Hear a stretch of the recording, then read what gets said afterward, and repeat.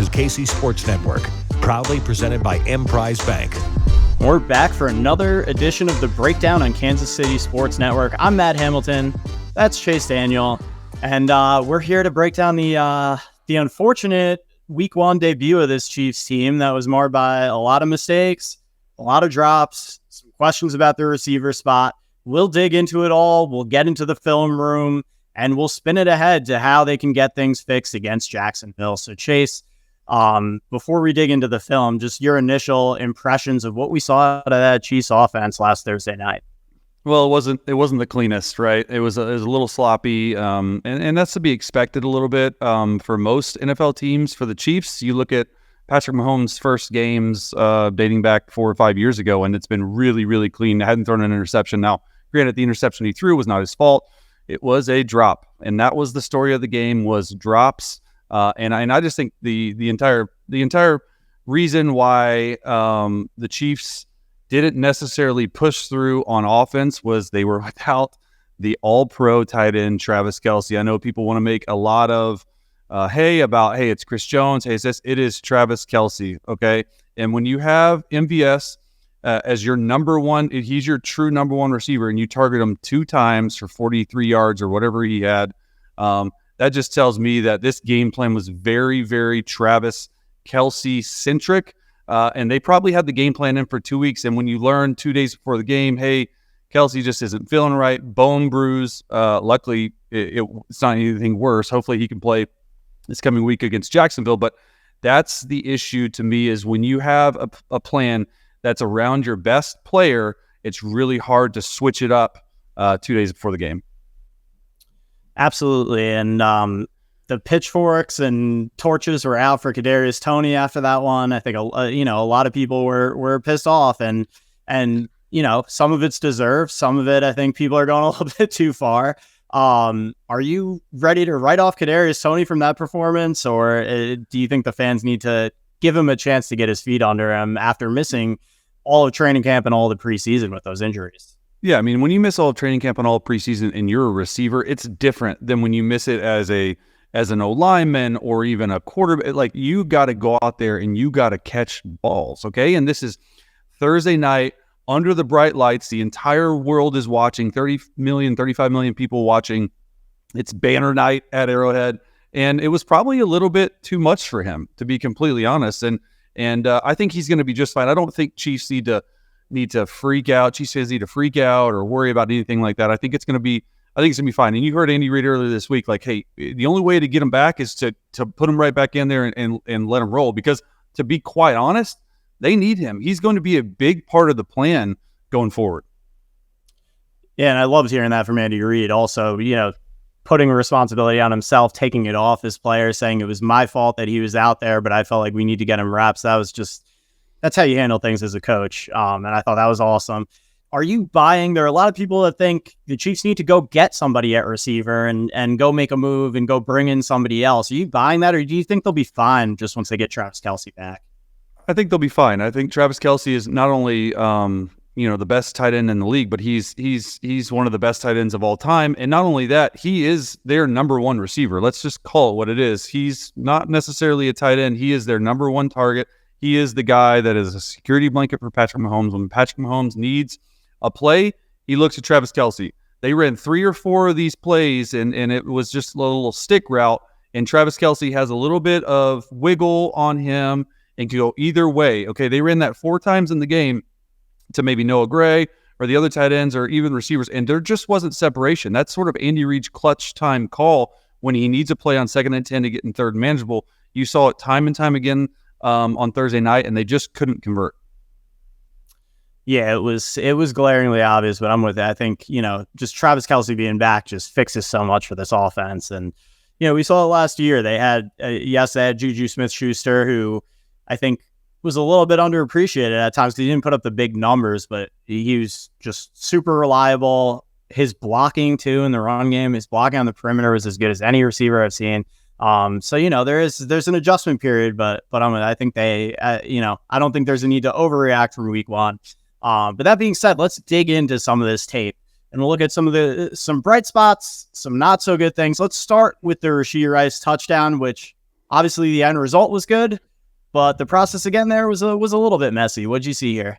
Yeah, I mean, you just have a simple little stick route right here by MVS. He's going to go up to the end zone, turn around, Noah Gray on a flat route. Really just some eye candy, some cheese, as Coach Andy Reid would like to say it. And you see Richie James right here coming. He's supposed to get over to about the E or the F in Chiefs, if you can see, if we run the play. And then Rashee Rice is actually like the fourth or fifth guy in progression, and it's for the back line. He's supposed to save two from the back of the end zone and come across the back like a dagger. And what had happens here is Rashee Rice and Richie James, they stack each other. You can see here there's 3 or 4 defenders. And actually it helps that they're stacked because Richie James pulls in 3 defenders. And Rashee Rice, being a rookie, I was very surprised by what he was able to do. He's actually supposed to be running the back end line. So he's supposed to be taking a right here. And he says, nope, I'm just going to go right there. And Patrick Mahomes has 5 to 6 seconds to find him in the back of the end zone for the rookie's first touchdown. So to me, that was a really impressive play, not only by Patrick Mahomes, but the wherewithal as a rookie and Rashee Rice to just turn around and say, hey, I'm just going to sit here because no one else is here. And you see Patrick Mahomes in the pocket. It's like a 3-man rush. They're really not rushing. Aiden Hutchins is not rushing, finds him for the first touchdown. Pretty impressive. Yeah, it was. And you mentioned he had a lot of time back there as well. And, I thought for having 2 new tackles in there, I thought the offensive line for the most part played pretty well. What did you make of what we saw from the offensive line? Yeah, I mean, this is one of the best offensive lines in the National Football League. I mean, they're top 4, 3 even, and let's just be honest. This is a difficult Detroit Lions defense. I mean, they are not the same old defense as last year. Aaron Glenn's got these boys playing really, really well, and so especially against Aiden Hutchinson, he flashed some. He had some plays, but for the most part, Patrick Mahomes has to feel really good about how his offensive line played. Yes, 7 quarterback hits, which is a little bit much, but no sacks on the day for Patrick Mahomes. So let's keep this thing moving now and get into some of the uglier business that happened. This is that key. The Chiefs had 2 stalled third downs in the red zone. This was one of them, the 3rd and 2. We saw a little mesh concept with Kadarius Toney and Richie James. What stood out to you on this one? Yeah, I mean, it's just a simple little mesh concept. You see right there, Richie James is going to be coming on a shallow cross. He should be at 4 yards, okay? I think he's going to be more like 6 or 7. Kadarius Toney should be over top of him at 6 yards. And you see right here, oh, no, number 17, Richie James should be on top of Kadarius Toney. It causes an issue where they almost run into each other. And I'm not sure. I think that Patrick Mahomes is throwing the ball to Richie James. I do not think he's throwing it to Kadarius Toney. And I don't even think that really Richie James is supposed to be looking right now. I think he's supposed to be doing a job, pulling a mesh. First of all, this play is good versus man and man only. They're not in man. They're in a cover 2 defense. So there's also to be said, I don't know how it's being coached, but there's also, I need to say, like in zone versus shallow crosses, you want to sit 2 yards outside the number at 4 yards. And none of these guys did it. It could have been just, hey, here's the coaching point. We're just gonna mesh. Mahomes is looking to the left. I mean, if he's looking to the left right there, you see number 1 wide open in the flat, right? But I think he gets off it pretty quick because he understands it's a cover 2 shell type defense. But yeah, I mean, I think I would put this on. I know Kadarius Toney got a lot of stuff, going on from Chiefs fans and Giants fans alike, but I'm going to put this on Richie James. I think he should be underneath. That's a mesh at 4 yards, and I think Kadarius Toney over top at 6. Yeah, and does, obviously it's hard to put anything on Mahomes or the way this game went, but does he pull the trigger on this a little bit too early? Don't you typically want to throw it after the cross, after the mesh?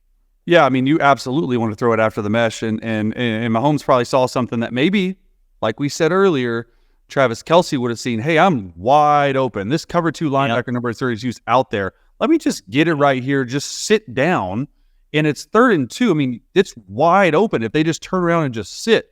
Now, they're probably thinking and getting coaching from Andy Reid, hey, you have to run the line. You have, that's not Travis Kelce. Travis Kelce has a feel for it. If it's a shell cross, and I've seen it multiple times, if it's a shell cross and you should keep running, if he sees an open zone, he's just going to sit. That's probably, looking back on the film, what Patrick Mahomes wanted to happen here. Yeah, that makes a lot of sense. And, again, you got a guy in Tony who missed all that practice, a guy in Richie James. It's his first game in the system. Those miscommunications are going to happen in week one. And now we'll go to the last play. I'm sorry, Chiefs fans. I know you had to watch this one a little bit too much. You picked out some good plays this week, huh? But we got the Kadarius Toney drop near the end of the game with the game on the line here in the fourth quarter. What jumped out at you on this one? Yeah, I mean, this is just a heavy play action for the Chiefs is what you would call it. 7-man protection. And all you're going to be doing right here is just a deep cross. We want 16 to 18 yards, 18 versus zone, 16 versus man. He's at 16 to 18. So he's honestly, like Chiefs says, he's running the route perfectly. He is wide open. It gets no more open than this, okay? And yeah, he actually has a really good feel. If you roll this and see, he has a good feel where he just sort of sits in the hole, which is a good thing. He sort of slows down, and maybe Patrick wanted to slow down some more. I think that looking back on this, when Patrick Mahomes is in the film room on Friday going over this game, this is a throw that he probably wants back the most because your guy is wide open. And I actually like how he peeks. Kadarius Toney peeks. Hey, make sure there's nothing out front. There's a corner. Okay, I'm just going to slow down. He's giving good body language actually to a quarterback. That's what you want to see on a deep cross route. Usually it's not going to be this open, and he's really the primary on this guy. I don't know if I can put this on Kadarius Toney. I mean, this is 2 of the 3. Now, he of course, you want to catch it, right? The receivers coaches all around the league will say, hey, if it touches your hands, catches it. I don't know if I'm going to put this squarely on Kadarius Toney. I'm with you. I think Toney does everything he's supposed to do here. If he puts that ball on the other side of him, Toney does probably all that in. Again, I do. It's a touchdown. It's a touchdown if he puts it on his front. There's no one there. He's too fast. There's a free safety, and you have a blocker. And listen, I'm not one to ever criticize quarterbacks because I played it, and it's difficult to do. All I'm saying is that Patrick Mahomes probably wants this one back. However, it hit your hands as a quarterback. As a receiver, you should technically catch it. Absolutely. And again, Mahomes was incredible. There are a lot of things that worked against him during this game, but there are things, I think there are things that he's going to look at every game and try to clean up. And that's also part of what makes him so great is you've seen the work that he's put in to correct his mistakes year after year after year. And he's still continuing to get better. And that's kind of the scary thing about Patrick Mahomes right now. I feel like we haven't even seen his ceiling yet. So there you have it. There's the film. Some sloppiness that definitely needs to get corrected. We still don't know whether or not Travis Kelce will be back in the mix this weekend against the Jaguars. We do know that Chris Jones will be, which is huge. But as we spin ahead, focus on this Jaguars team. Doug Peterson's a guy, Chase, that I know you know really, really well. You played for him in Philly. The Jaguars had a pretty impressive debut in week 1 against the Colts. Some sloppy moments there from them as well, but they pulled it together in the fourth quarter, came up with a big win. What stood out to you about what you saw from the Jaguars in week 1?